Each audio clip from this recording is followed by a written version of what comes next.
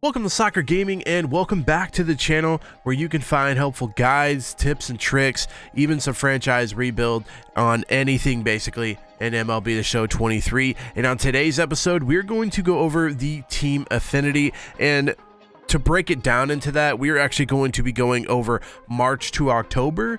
And what I did is I broke everything down statistically so I can tell you how much team affinity you're getting per hour and all that good stuff. So I wanted to do a full video breaking that down and letting you know if it is worth it in the long run to do team affinity and to do March to October for your team affinity. So if you'd like to watch that, stick around.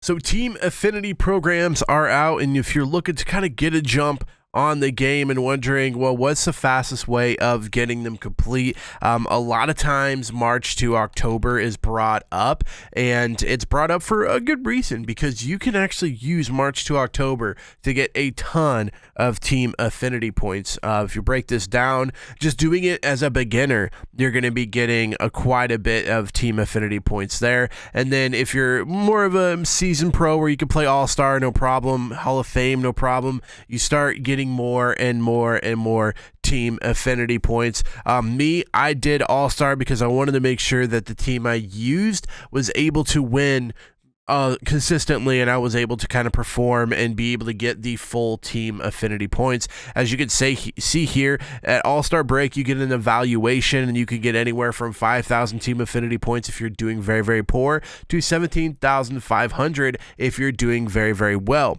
Same thing at the season, end of the season.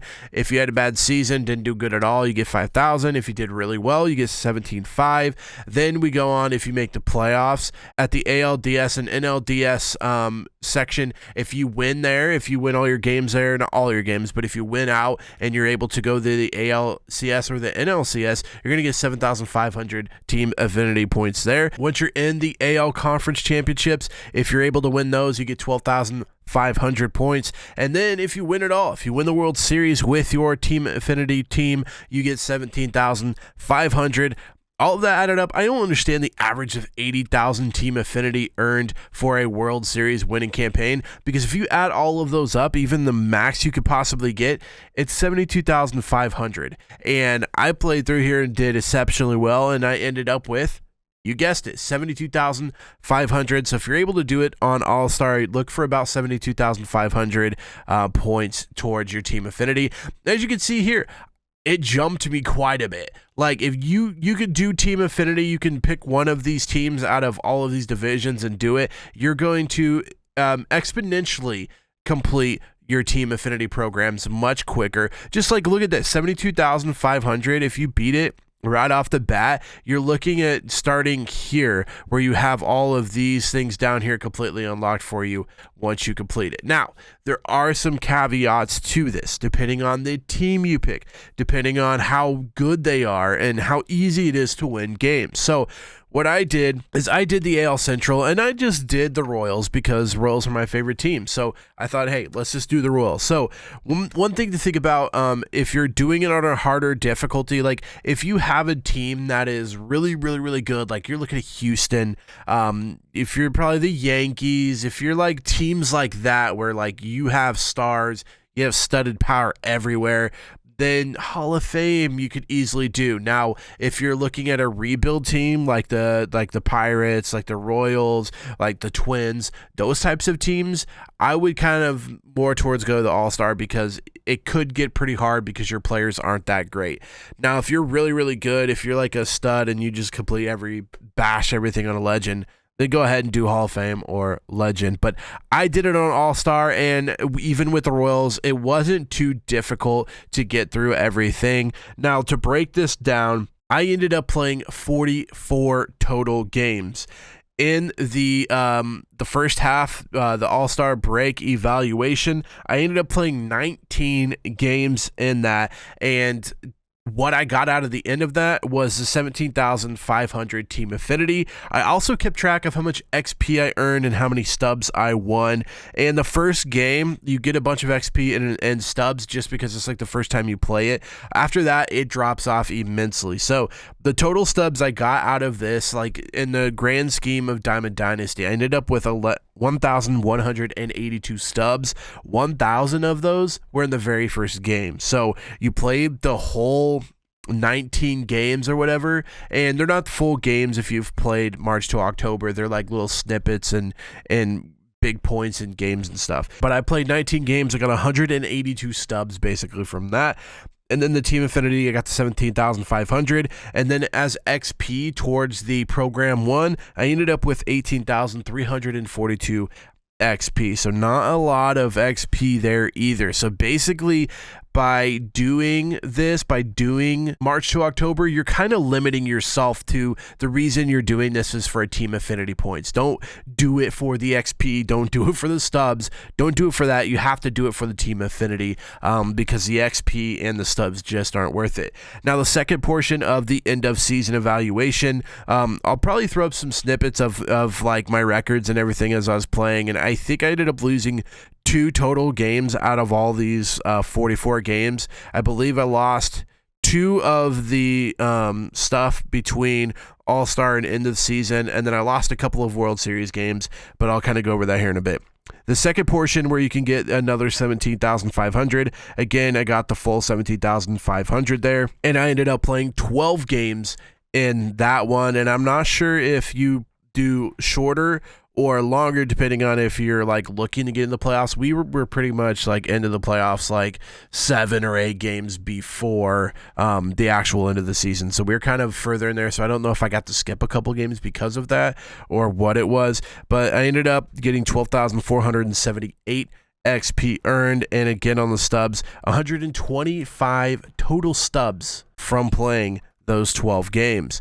So then we go on to the ALDS, NLDS games and stuff, and I got the full 7,500. We swept, did good through there, ended up doing that, and then we did the ALCS, the Conference Championships. We did that, so we got to 12,500 there. So basically, those added together, you get 20,000 Team Affinities. And that being said, I just did all of the playoffs if you go through all the end. So then we get to the World Series where we get 17,500 if we win it, which we did in, I believe, game 7. So we ended up playing 7 total games starting from like the 5th or 6th inning on, and all of that we ended up winning the World Series. We got 23,960 XP. We ended up playing 13 total games there. Ended up with about 200 stubs. So again, I would not suggest getting stubs from this. But breaking all of this down in total, it took me about 10 hours to complete this whole run from the beginning all the way through World Series win. It was about 10 hours. Could have been about 8.5, 9 hours if I would have swept the World Series. Was not able to do so. Kind of met up with a team that was much better than the Royals. So it was a little difficult to get out of there, but I ended up taking it to 7 games and winning the 7th game. So I got the full 17,500 Team Affinity points, but it took me 10 hours. I played 44 total games. And to try to break that down, I ended up with 1,498 total stubs. So just under 2,000 stubs was basically for me playing for 10 hours. So do not do this for the stubs. The XP was okay. I got 54,280 XP, and that's okay as far as like game time and stuff, and I'll break that down to like how much the average is per hour. But 54,000 through 10 10 hours of in-game content, it's kind of low. But the Team Affinity, again, was worth it. 72,500 Team Affinity points for winning everything, for getting A-pluses on the evaluations and everything, winning the Divisional Series, winning the Conference Series, and then winning the World Series.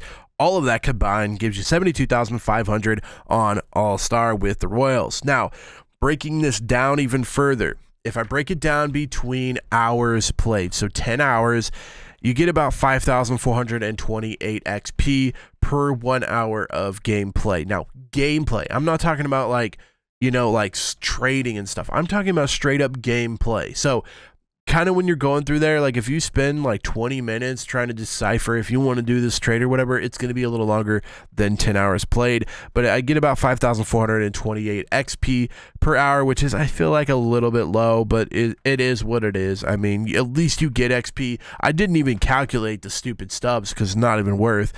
Then you get the team affinity. You get about 7,250 team affinity per hour. So breaking that down of kind of what normal you would get in team affinity. Team affinity is very chunk worthy, meaning you have to play a lot to get a big chunk of team affinity. Now you could get small amounts of team affinity in stuff like the moments and the missions and stuff, but like again, like to get 5,000 team affinity, it's going to take you a pretty decent amount of playing to get that chunk. I've broken it down, not including like these missions and stuff like that.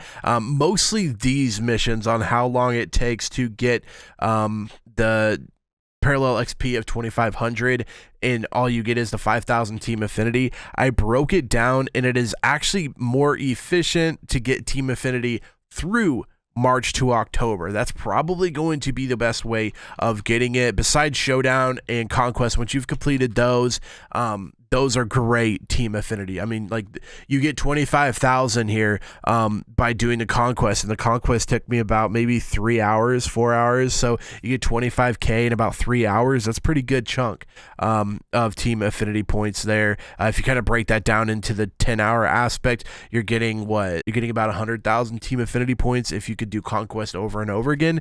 You can only complete it once, so knock it out. It's going to be about 3 hours for you to do that. And then the Showdown itself, I haven't started, so I can't give you an honest interpretation of how long it's going to take.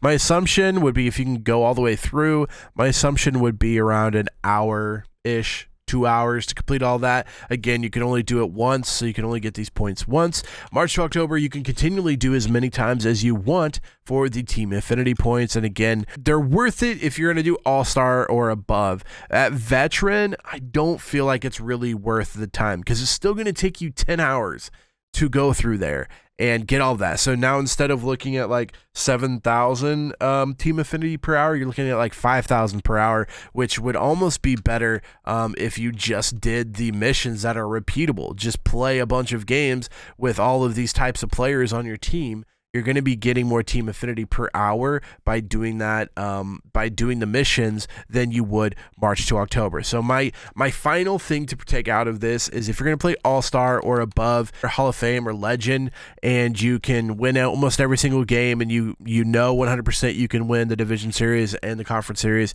and then the World Series. If you know you can win those, March to October is the way to go as far as how much team affinity you can get per hour playing the game. Now, again, it's going to take you about 10 hours to run through this, and you're going to end up with about 72,500 team affinity points or more towards your team affinity division. Honestly, what I would do is I would do one from every division, because as you can see here, you can see how big of a jump it made for the AL Central. I've done, I think, a little bit more. I think I did the AL Central this portion, so I guess I got another 25,000 on the team affinity, but still, you're looking at like 60 something, 70 something percent jumping from 13% to 70 something percent by just 10 hours of gameplay in March to October. So if you want my final gesture, if you're wanting just team affinity, if you don't care about your XP as far as going towards season 1 XP and stuff, if you're not worried about that, if you're not worried about stubs, definitely don't do it for the stubs. If you're not worried about any of that, if you're just worried about getting a team affinity completed, then yes, go ahead and do March to October. It is worth as far as the chunk of team affinity points you get for the time played.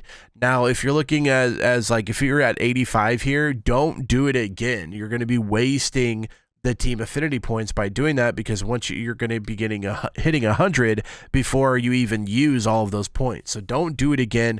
My suggestion is just do one team per division.